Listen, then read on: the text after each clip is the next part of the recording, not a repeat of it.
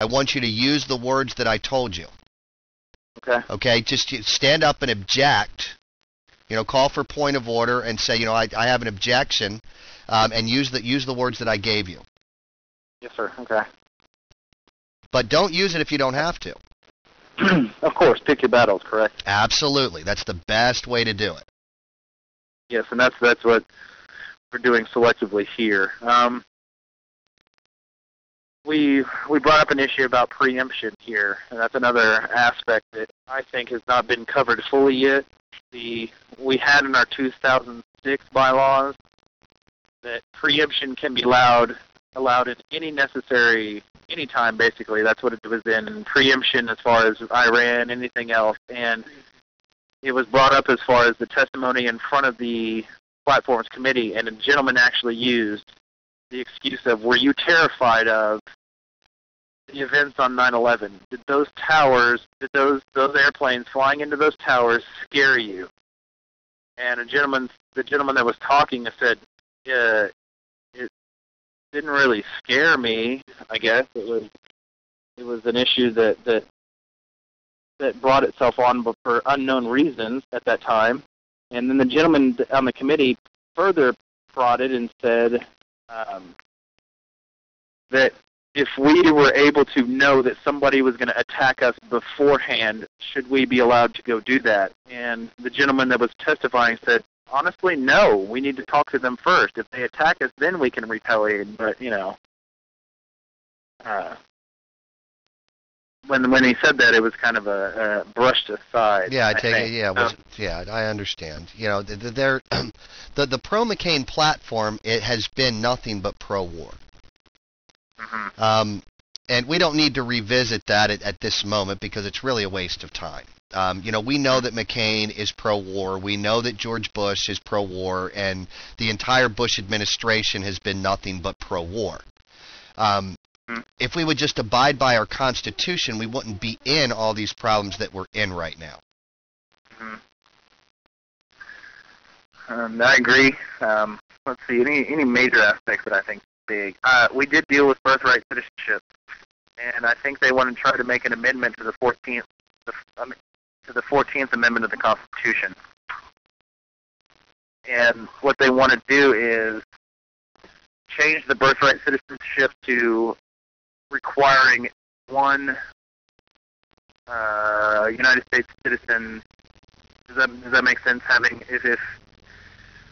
if you have a child in the United States and both of you are legal, then doesn't that guarantee the child birthright citizenship? Well, apparently so. Yes. And we are moving to change that, and it's been accepted here, and it's going to be it's changing that to having at least one United States citizen. If you're one of your parents, I guess, the United States citizen, that makes you a naturalized citizen after that. But if they're both illegal, we're trying to make that not allowed anymore. Well, that's fantastic. Now, see, that's what we need to do. That basically takes care of the issue of a lot of these immigration problems. Good for you. So that's another very important thing to me, and that I took notes on. Now, have any... We had a lot of... Okay, go ahead. No, go ahead, Brandon. We have had a lot of issues on flat tax and the national sales tax. And most of that's from testimony from the public as far as bringing forward a flat tax or national sales tax as far as consumption goes. Does that make sense? Yes, sir. And we haven't gotten a chance to really get into the economy aspect yet, so we haven't really gotten into detail about that before we took our break. Okay, have any of the platform resolutions that have been put forth to the committee been, shot down or tossed out at this point? As far as from testimony? Has anything been... anything in general? Yeah, anything in general that's been brought forth to the committee? Has it been tossed out or put on the table? There's been a few. I don't know if I can find it right yet. Oh, let me take that back. Now that I'm reading my notes, they did bring up the pardon of Ramos and Campion, but they dropped it from the resolutions because they didn't have enough information to see if the agents really did commit a crime. And there was folks on the committee saying, well, we don't know the full story on this. Did they actually do an event that was technically illegal, and that's why they're in jail now?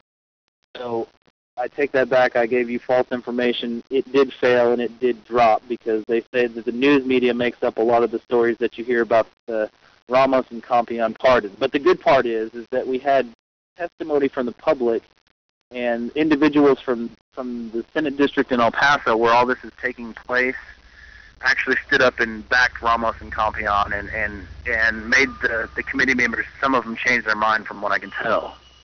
Okay? They are banning the Real ID and RFID from United States citizens, but they are saying non-citizens of the United States are required for RFID, etc. For So RFID? Yes, they're discussing the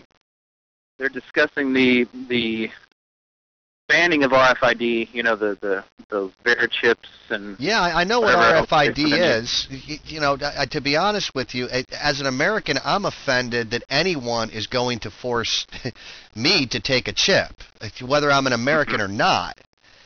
We don't have Yes. the right to force those things on other people. And see, that's the thing is that from the dialogue that I see here is that they're going to try to force it on the non-citizens coming into this country as far as worker visas and things like that, I think. So we're going to keep a close eye on that aspect. Okay, I'd like to know more about that. You know, again, I'm all for protecting our borders.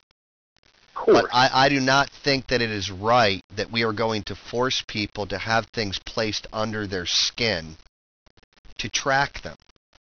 You know, there has to be a better way than this.